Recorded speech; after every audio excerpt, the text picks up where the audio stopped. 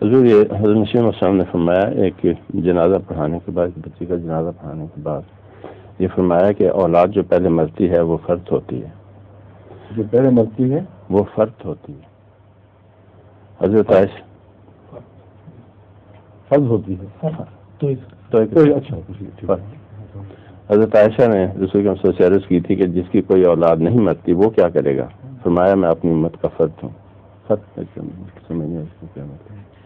فرض جن معنوں میں یہ استعمال ہوا ہے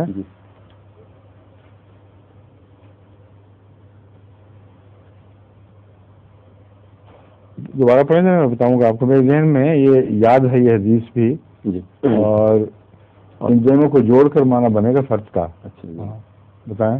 اولاد جو پہلے مرتی ہے وہ فرد ہوتی ہے. حضرت عائشہ رضی اللہ عنہ نے رسول کے انہا نے رسول کے عرض کی تھی کہ جس کی کوئی اولاد نہیں مرتی وہ کیا کرے گا؟ ٹھیک ہے. فرمایا میں اپنی امت کا فرد ہوں. فرض ان جہاں تک میں سمجھا ہوں، یعنی مجھے اب یاد آ رہا ہے، پہلے بھی میں نے اس پر ایک دفعہ اس حدیث کو سنا تھا اور اس سے توجہ کی تھی.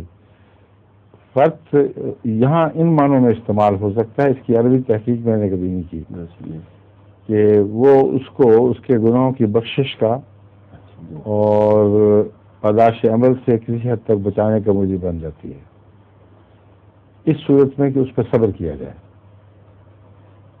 تو اولاد کا بننا ان معنوں میں تو ایک بہت بڑی سعادت بن جاتا ہے کہ چھوٹی عمر میں کسی کی اولاد فوت ہوئی ہو اور اسے صبر کر جائے اور اللہ کے حوالے کر دے تو اللہ تعالیٰ اس کے نتیجے میں اس کی بخشش کے سبب فرمائے. تو حضرت صلی اللہ علیہ وسلم کے اس موقع پر اپنے آپ کو فرض کہنا شافی کا معنی رکھتا ہے کہ میں جو شافی ہوں، اگر میرے سے رشتہ جوڑو اور جس طرح اولاد سے محبت ہوتی ہے اس سے بڑھ کر مجھ سے محبت کرو تو میں تمہاری شفاعت میں کام آ سکتا ہوں. میں تو یہ سمجھتا ہوں. لیکن لفظ فرض کا ان معنوں میں اس کی لغوی تحقیق ابھی تک میں نے کی نہیں. آپ ان کو بتا دینا، حوالے دیکھ کے کریں. لیکن معنی تو مجھے یہی نظر آتے ہیں، اس کے سوا کوئی نظر نہیں آتا. ظہور مہدی آخر